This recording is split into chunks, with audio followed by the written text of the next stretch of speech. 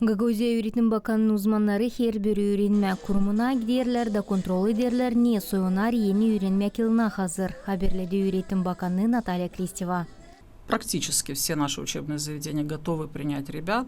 Май хепси үйренме kurumları hazır uşakları kabul etsinler. Elbetki yani kapital düzme kişilerini onarda yapma deyini büyük kolaylıklarımız yoktu. Her yerde sadece gözetletme kişileri geçirildi. Tertiplendi odalar, boyandı, hem kireçlendi. Приведены в порядок помещения, подкрашено, подбелено.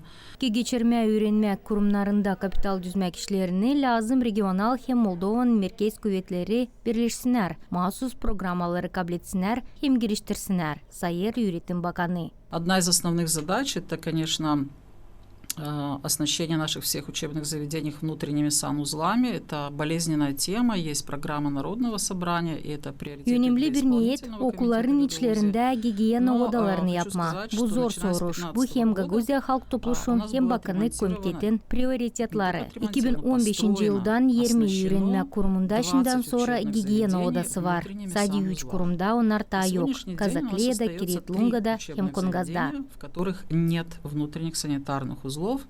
Это гимназия села Казаклия, это села Казаклия, это в Киритлунге, в Кангазе.